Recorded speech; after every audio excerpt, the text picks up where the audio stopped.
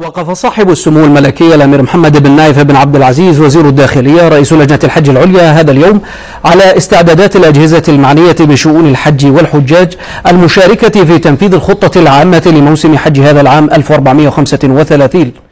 نقل صاحب السمو الملكي الأمير محمد بن نايف بن عبد العزيز وزير الداخلية رئيس لجنة الحج العليا إلى منسوبي القطاعات الأمنية كافة تحيات وتقدير خادم الحرمين الشريفين الملك عبد الله بن عبد العزيز آل سعود حفظه الله على ما يقومون به من جهود ومهمات جليلة خدمة لضيوف الرحمن وحرصا على الأمن وتوفير الأمان إنفاذا لما أمر به خادم الحرمين الشريفين تقديرا لرجال الأمن.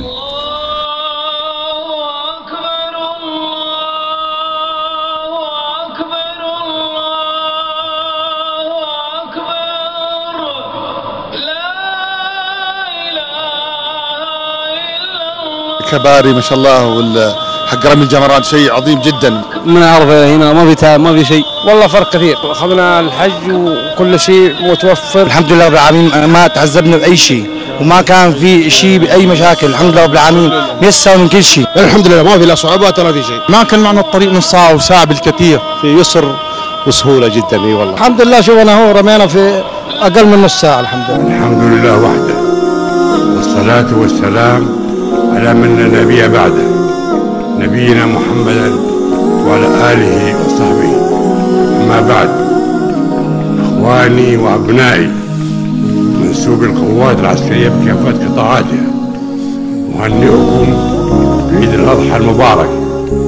سأل رب العزة وجلاله أن يعيده على بلادنا وعلى الأمة الإسلامية بالخير واليمن والبركات.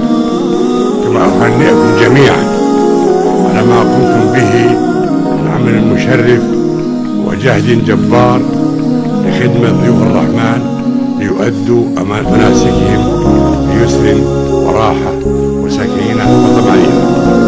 وأنتم وزملائكم في القطاعات الأخرى تثبتون عاما بعد عام في العالم أجمع بأنكم قادرين بمشيئة الله على القيام بكل ما تطلبه هذه الشعيرة العظيمة.